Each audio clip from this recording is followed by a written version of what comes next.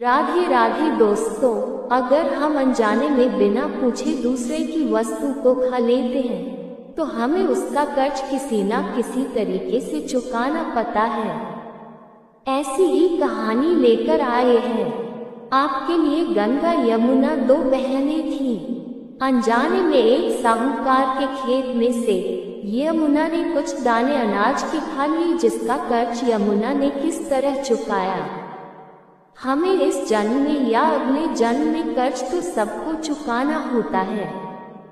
ये ही विधि का विधान है। दोस्तों, बिना देरी किए हुए कथा को प्रारंभ करते हैं। प्राचीन समय में एक गांव था जिसमें दो बहनें रहा करती थी। एक बहन का नाम गंगा था तो दूसरी बहन का नाम जमुना था। एक बार दोनों बहनें एक साहूकार के खेत से गुजर रही थी तो जमुना ने 13 दाने जौ के तोड़ लिए, जिसे देख गंगा बोली कि तुझे तो ग्रहण लग गया, तूने चोरी की है। इस पर जमुना बोली कि अब मेरा ग्रहण कैसे धुलेगा। गंगा ने कहा कि तुझे 12 साल तक साहूकार के यहाँ नौकरी करनी पड़ेगी, तभी तेरा पाप धुलेगा और ग्रहण से मुक्ति मिलेगी। जमुना साहूकार के यहाँ नौकरी के लिए जाती है और अपने लिए काम मांगती है। साहूकार उसे काम पर रख लेता है, लेकिन काम करने से पहले जमुना उसे कहती है कि मैं सारे काम करूंगी लेकिन 4 काम नहीं करूंगी। झूठे बर्तन नहीं मांजूंगी, झाड़ू नहीं लगाऊंगी, बिस्तर नहीं बिछाऊंगी और दिया नहीं जलाऊंगी। 12 साल के बाद कुंभ का मेला लगा तो साहूकारनी भी कुंभ नहाने जाने लगी। जमुना ने उसे जाते देख कहा कि कुंभ के मेले में मेरी बहन गंगा मिलेगी तो उसे यह सोने का टका दे देना, इससे वह अपने हाथों में सुंदर चूड़ियां पहन लेगी। साहूकारनी ने कुंभ के मेले में गंगा को वह सोने का टका दे दिया। गंगा ने उनसे वह टका लेते हुए कहा कि मेरी बहन को कहना कि उसके 12 वर्ष पूरे हो गए हैं, अब वह यहाँ वापस आ जा। साहूकार व साहूकारनी वापस घर आए। तब जमुना मटके में पानी भर रही थी। दोनों जमुना से बोले कि हमने सोने का वह टका तेरी बहन गंगा को दे दिया था और उसने कहा है कि तेरे 12 वर्ष पूरे हो गए हैं, इसलिए अब तुम वापस जाओ। ये समाचार सुनते ही जमुना सहस्त्रधारा में बदल गई और बहने लगी। जमुना जी का ये रूप देख साहूकार व साहूकारनी परेशान हो गए कि हमारे घर में जमुना माता ने काम किया, हमें तो अब ग्रहण लग गया है, हम ये ग्रहण कैसे उतारेंगे। जमुना भागकर गंगा माता के पास चली गई। गंगा ने जमुना से पूछा कि तुम साहूकार साहूकारनी से कुछ कहकर आए हो या ही बिना बताए आ गई। तब जमुना बोली कि मैं तो कुछ भी बताकर नहीं आई हूँ। गंगा ने कहा कि जा उन्हें धीरज दे आ, नहीं तो उन्हें जीवन भर असंतोष ही रहेगा।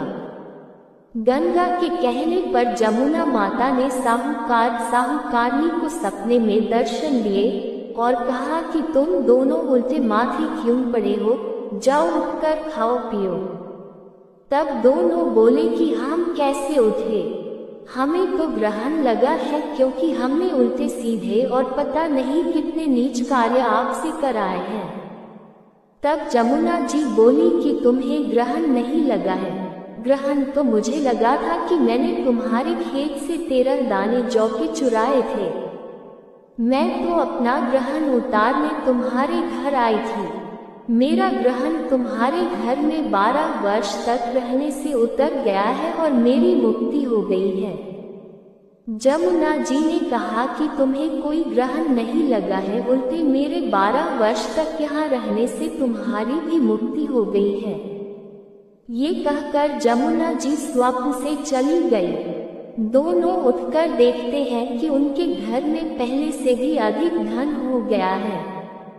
हे जमुना माता, जैसे आपने साहूकार व साहूकारनी की मुक्ति कराई, वैसे ही आप अपने सभी भक्तों की करना।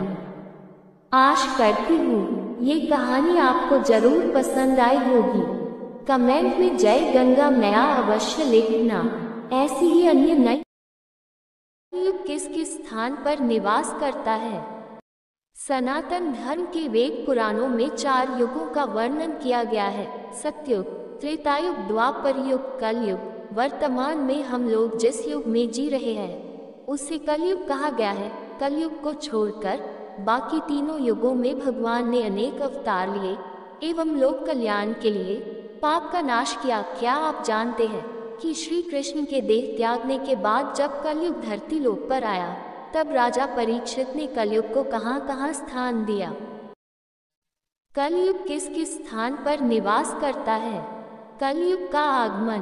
भागवत पुराण में वर्णित कथा के अनुसार भगवान श्री कृष्ण अपने धर्म का पालन करते हुए अपनी बहन सुभद्रा का विवाह अर्जुन से करा देते हैं।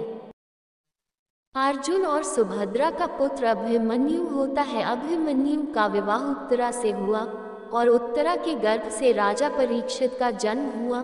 महाभारत युद्ध खत्म होने के 36 साल बाद जब युधिष्ठिर अपने भाइयों सहित हिमालय के रास्ते स्वर्ग चले गए तब राजा परीक्षित इस धरती के स्वामी बन गए। इनके राजा बनने के 32 वर्ष बाद पृथ्वी पर कलयुग आ गया। राजा परीक्षित जब शिकार करने के लिए गए तब रास्ते में कलयुग से राजा परीक्षित का साक्षात्कार हुआ। कलयुग की शुरुआत कैसे हुई। महाभारत खत्म होने के बाद भगवान श्री कृष्ण पृथ्वी छोड़कर बैकुंठ यात्रा की ओर चल दिए। ये जानकर युधिष्ठिर अपने भाइयों सहित अपने राज्य को पौत्र परीक्षित को सौंपकर हिमालय के रास्ते स्वर्ग चले गए। राजा परीक्षित पृथ्वी का पालन करने लगे। एक बार राजा परीक्षित शिकार हेतु वन में गए। वन में जाते हुए रास्ते में उन्होंने देखा एक व्यक्ति डंडे से बैल को पीट रहा है और वही व्यक्ति गाय को अपने लात मार रहा है। उस बैल के 3 पैर नहीं थे और वह अपने एक पैर पर खड़ा था। गाय बिल्कुल कामधेनु जैसी दिख रही थी। दृश्य को देखने के बाद राजा उसके पास गए और हाथ में तलवार लेकर उसकी गर्दन पर रखते हुए क्रोधित होकर उस व्यक्ति से पूछा, अधर्मी तुम कौन है जो निरीह गाय और बैल पर अत्याचार कर रहा है। तुम्हारा कृत्य ऐसा है कि तुम्हें मृत्यु दंड मिलना चाहिए। राजा परीक्षित का क्रोध देखकर कलयुग भविष्य करने लगा। राजा ने कलयुग को छोड़कर बैल से पूछा, हे भगवान आपके 3 पैर कहाँ हैं? इस बातों का बैल ने कोई जवाब नहीं दिया, लेकिन बिना कुछ कहे उसने अपनी आंखों से कह दिया। बैल की ये दशा देखकर राजा ने कलयुग को मारने के लिए अपनी तलवार उठा लिया। ऐसा देख कलयुग डरता हुआ राजा परीक्षित के चरणों में गिर पड़ा।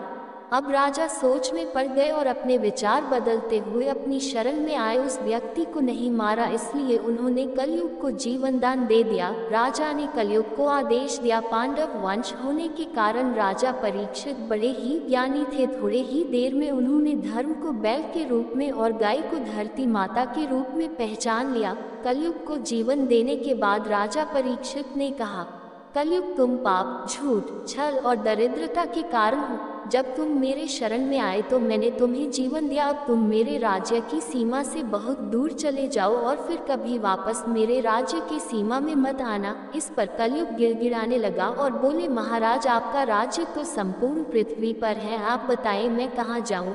अब मैं आपके शरण में आया हूँ, इसलिए आप मुझे भी रहने के लिए स्थान दें। कलयुग किस किस स्थान पर निवास करता है। राजा परीक्षित के कलयुग के अनुरोध को स्वीकार करते हुए उन्होंने रहने के लिए 4 स्थान दिए, जुआ, शराब, व्यभिचार अर्थात पर स्त्री गमन और हिंसा। इस पर कलयुग ने राजा परीक्षित से निवेदन किया, हे राजन, ये 4 स्थान मेरे रहने के लिए पर्याप्त नहीं है, कृपया मुझे आप एक स्थान और रहने के लिए दे दे। इस पर राजा ने उसे सोने अर्थात स्वर्ण में रहने के लिए इजाजत दे दी। इसके बाद राजा शिकार के लिए आगे निकल गए। कलयुग को स्थान देते समय राजा ये भूल गए कि उन्होंने अपने सिर पर सोने का मुकुट धारण किया हुआ है, उसमें भी स्वर्ण जड़ित है। राजा से 5वां स्थान मिलते ही कलयुग वहां से चला गया, परंतु कुछ ही देर बाद वह सूक्ष्म रूप में वापस आ गया।